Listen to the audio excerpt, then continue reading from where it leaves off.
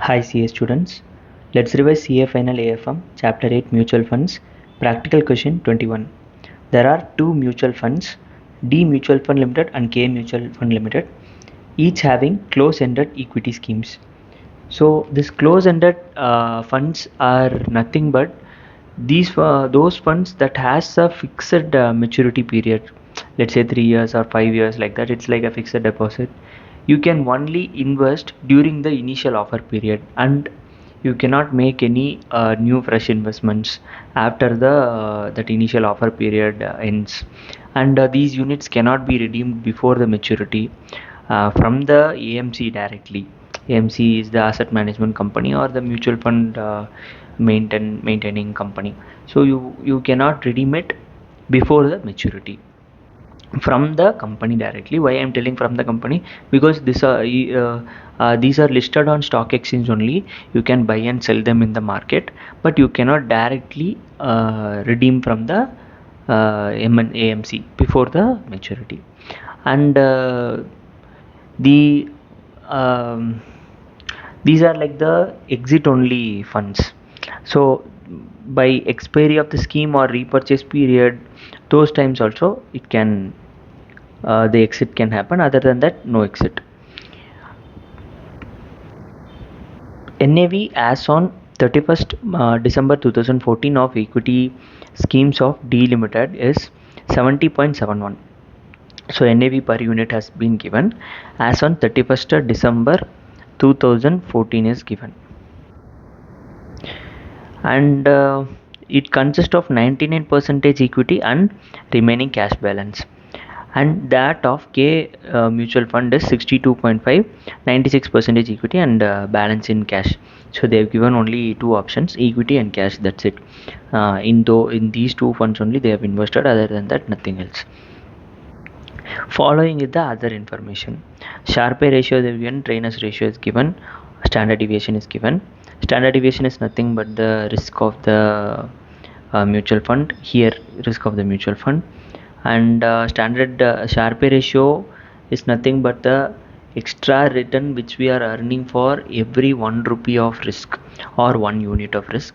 And the total risk. In case of Sharpe, it is total risk, systematic plus unsystematic both. In case of trainer ratio, it is nothing but the extra return which we are earning for per unit of beta, nothing but the systematic risk portion or the sensitivity towards the market, whatever. There is no change in portfolios during the next month, and average annual cost is 3 per unit for the schemes for both the mutual funds. They've given cost which is 3 rupees, and then they told there is no change in portfolio during the next month. So other than the capital appreciation, there will not be any change in the portfolio. That's what is signified here, because that holds an assumption to use these formulas to indirectly calculate the NAV. And if share markets go down by 5% within a month, calculate expected NAV after a month for the scheme of both the mutual funds. Okay, for calculation consider 12 months in a year and ignore number of days for particular months. Okay, now got it. Now what they are asking expected NAV after a month, and they told that there is no change in portfolio during the next month and annual average cost is 3 rupees. Other than this 3 rupees per unit, there will not be any change except the market changes. So as I previously told, only capital appreciation is here. Okay, capital appreciation, how it will happen? Whatever we have invested, right, if the value of those investments has increased, then the NAV also will increase. If we see clearly, in D Limited they have invested in 99% of equity and remaining cash balance. Cash balance will not increase or decrease unless there is any expense or income. They have told there is no specific income, but there is an expense average cost of 3 rupees, so that will affect my cash balance. And equity shares will be affected only by market, and they have told if share markets goes down by 5% within a month. So in response to share market, first we need to know how these funds are moving in response to share market. How we will get to know? By trainers ratio and Sharpe ratio only, because that will give us the equity shares trend towards the market. Especially beta gives the times by what times it changes towards the market.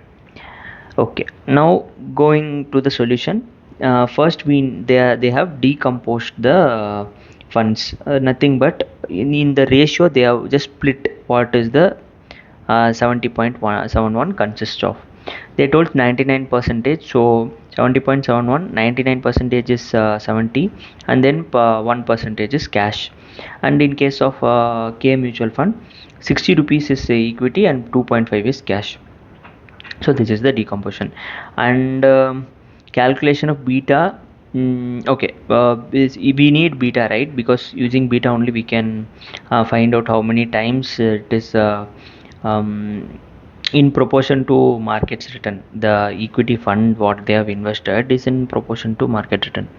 Okay, so if we substitute in Sharpe ratio and trainers ratio, we'll get the extra return which the company is earning. So first, if we apply in Sharpe ratio, we know the standard deviation, so and we know the Sharpe ratio also. Using that, we'll get the extra return which the company is earning. Then substituting that extra return in the trainers ratio, and we know the trainers ratio also, we will get the beta. And beta is the sensitivity of the stocks return towards the market, as we have multiple times revised it. And K mutual funds, 16.5 is the extra return, and then beta is 1.1. Okay, and in case of D limited, it is 1.5.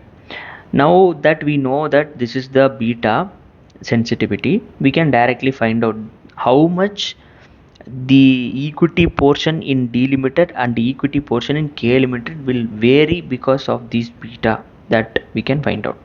Since they told share market goes down by 5 percentage, and beta of yeah, D limited D man mutual fund limited is 1.5, so the equity component of D mutual fund, which is this 99%, will go by 7.5 percentage. The same way, here it is 1.1 beta in case of K mutual fund, so 5 percentage decrease, in proportion to that 5.5 percentage equity component of K mutual fund will go down. Okay, now that we know the percentage how much it will go down, we can directly plot it and then get the values. Now balance of cash after 1 month, since they told 3 rupees per unit for the schemes of both the mutual funds, they told, um, and these are for annual average cost, so we need it for 12 months. uh, so for per month it will be 3 divided by 12, which is nothing but 0.25 per month. So reducing that from the cash balance, the balance of cash will be 0.46 and 2.25 in case of D mutual fund and K mutual fund. Now NAV after 1 month can be easily found out. We know that the equity portion of D limited is D mutual fund limited is 70. In that we have to reduce 7.5 percentage, which the value will become 64.75. And in case of K limited, it is 56.70. And then there is a reduction in cash also because of the cash expenses. So the revised balance is 0.46 and 2.25. Hence the revised NAV will be 65.25 in case of D mutual fund and 58.95 in case of K mutual fund. So that's it for the question. Thank you.